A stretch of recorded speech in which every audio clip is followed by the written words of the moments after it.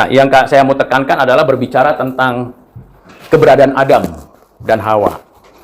Keberadaan Adam dan Hawa itu di bumi ini. Jadi bukan di surga.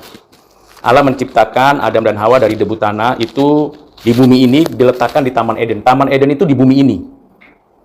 Hanya Taman Eden itu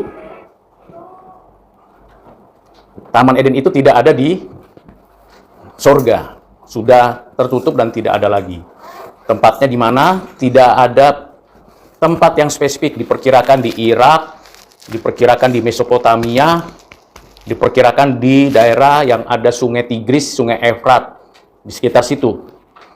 Jadi tidak ada konsep wawasan dunia Kristen kita, Adam itu di surga. Ajaran Alkitab demikian. Yang kedua yang saya mau tekankan lagi berkaitan dengan keberdosaan kita. Jadi memang ada keberdosaan malaikat Lucifer yang memberontak kepada Allah. Namun di dalam wawasan dunia Kristen kita tidak fokus membahas tentang kejatuhan malaikat dan keberdosaan malaikat.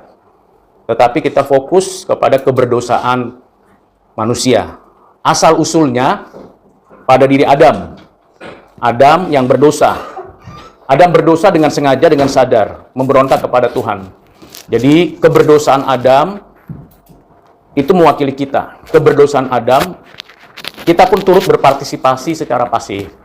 Itu bicara tentang keberdosaan. Jadi Adam yang sengaja, sadar, dan langsung memberontak kepada Tuhan Allah. Adam dan Hawa melanggar covenant kerja.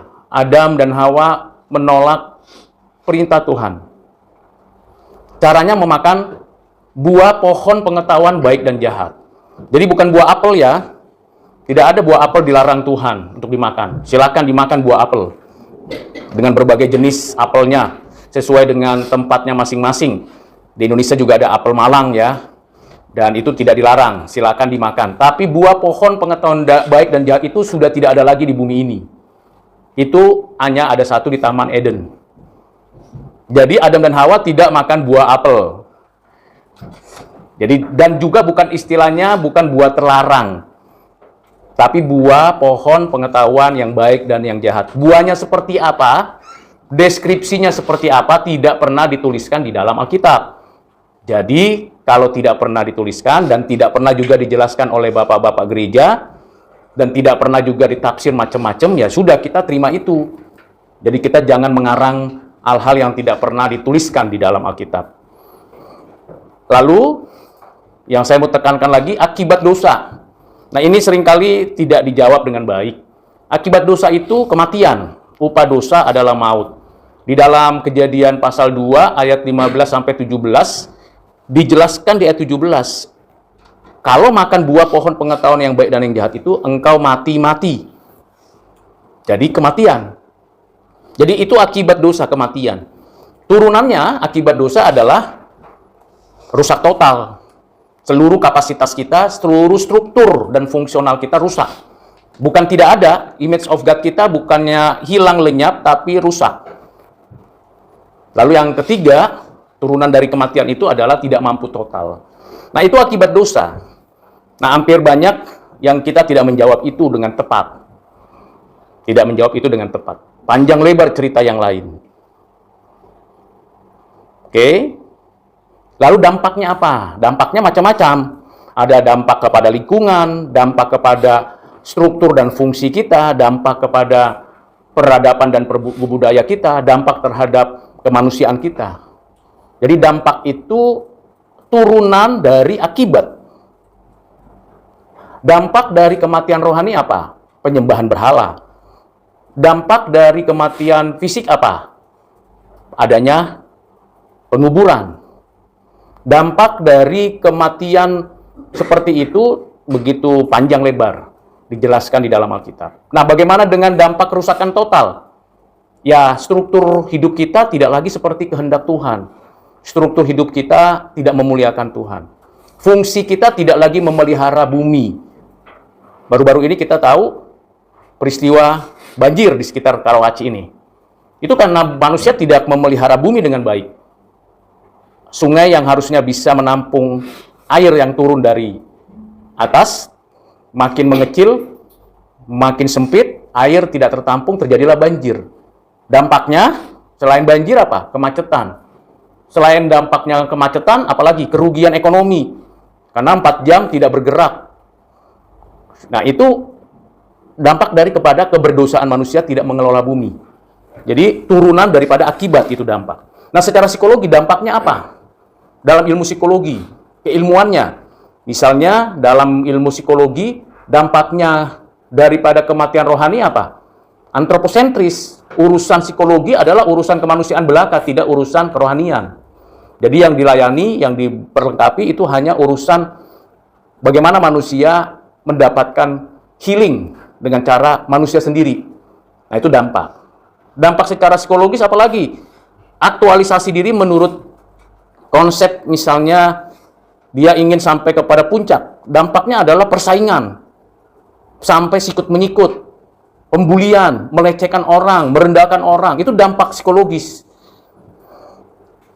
Ada stres, ada hal-hal yang luar biasa, sungguh menyedihkan. Nah, itu yang perlu harusnya dipahami. Ya, hal-hal yang sangat prinsip. Bagian yang berikutnya yang saya ingin soroti lagi adalah mengenai siapa Yesus. Nah, ini sangat krusial. Kekristenan kita itu kan, namanya Kristen itu kan berarti pengikut Kristus. Bukan hanya beragama. Beragama itu pilihan. Tapi mengikut Kristus itu anugerah. Jadi kalau kita percaya kepada Kristus, siapa Yesusnya? Menurut ajaran Alkitab. Jangan lagi bawa model dan tradisi yang dulu di sekolah minggu. Kita sudah di kampus. Sudah mahasiswa, pembelajarannya, materinya sudah lebih tinggi, sudah lebih high, namanya mahasiswa. Kalau di sekolah minggu, siapa Yesus? Nanti kita akan bilang, dia adalah Tuhan, Juru Selamat Penebus. Nah, di dalam wawasan dunia Kristen kita, pembelajaran tentang siapa Yesus, pribadi dan natur dan karyanya itu mesti sesuai dengan materi ajar wawasan dunia Kristen kita di kampus kita ini.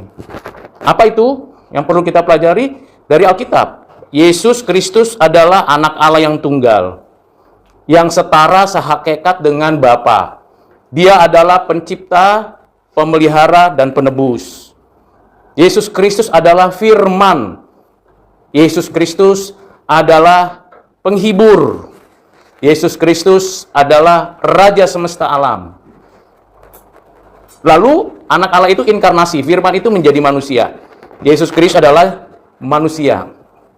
Jadi, dia mengambil natur kemanusiaan tanpa kehilangan keilahiannya.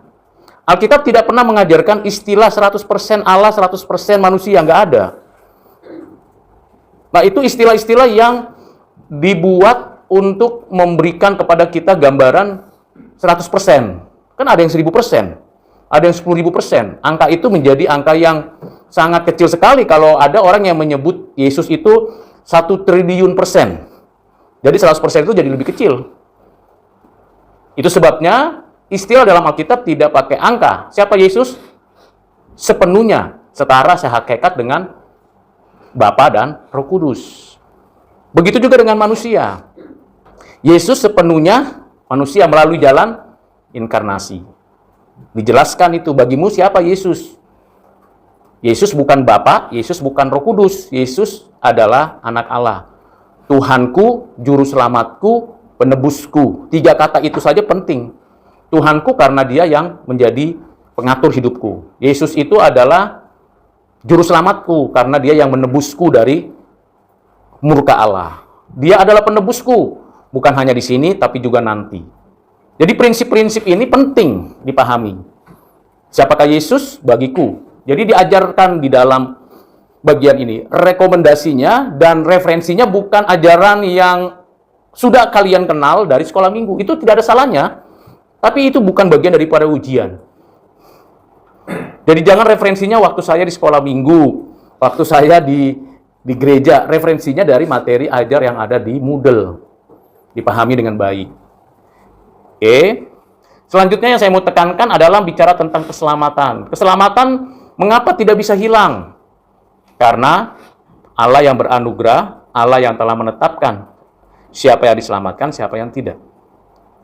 Kedua, karena Yesus Kristus sudah menebus kita. Tidak ada seorang pun yang merebut kita dari tangannya. Kita adalah domba gembalaannya. Karena Roh Kudus sudah menjamin kita memberi materai. Itu saja jawabannya. Tidak lebih, tidak kurang.